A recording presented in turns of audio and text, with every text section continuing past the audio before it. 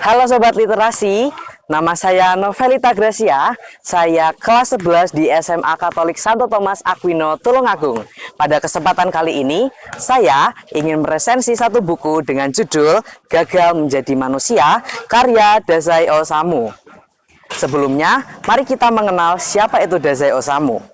Dazai Osamu lahir di Jepang pada tahun 1909, memiliki nama asli Suji Tsushima, merupakan anak yang lahir dari keluarga yang terpandang di daerah yang ada di Jepang.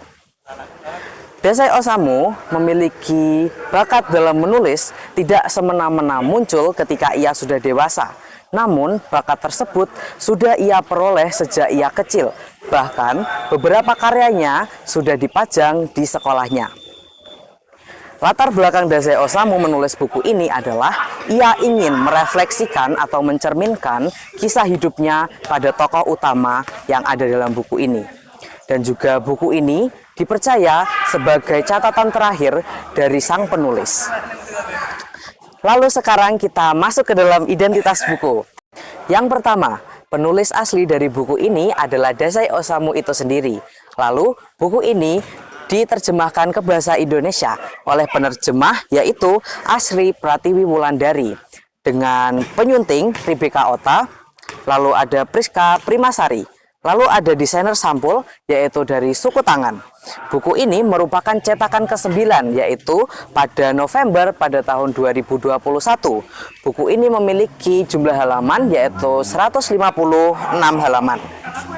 Buku ini juga sudah memiliki ISBN. Langsung saja kita masuk ke dalam pembahasan bukunya.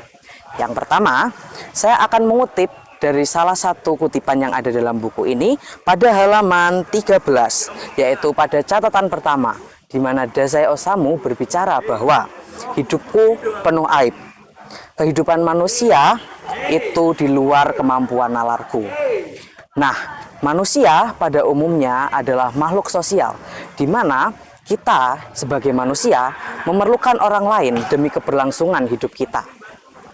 Lalu, Immanuel Levinas, seorang filsuf kontemporer yang mencetuskan sebuah gagasan bahwa manusia itu hidup bukan hanya untuk dirinya sendiri, tetapi juga memiliki tanggung jawab terhadap sesamanya. Hal tersebut berbanding terbalik dengan apa yang dialami oleh tokoh utama dari buku ini, yaitu Oba Yozo, yang kerap disapa dengan Yozo. Sejak kecil, Yozo memiliki ketakutan yang besar terhadap manusia.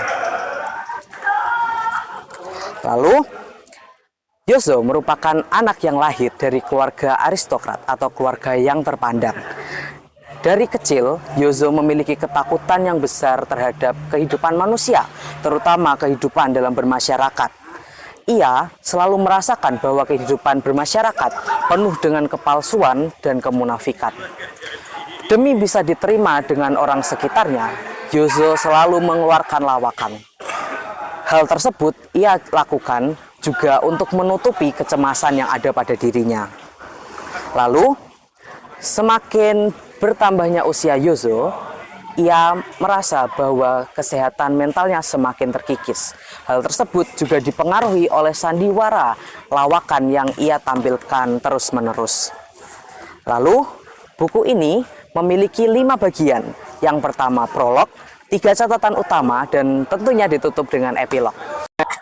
Membaca buku ini dapat menumbuhkan empati dan juga refleksi bagi pembacanya.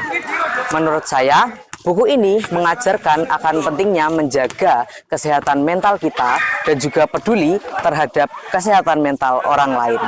Lalu, di sini juga dapat saya kaitkan dengan salah satu pemikiran Immanuel Levinas tentang tanggung jawab kita terhadap sesama kita, yaitu bagaimana kita bertanggung jawab terhadap sesama kita sebagai esensi atas eksistensi manusia.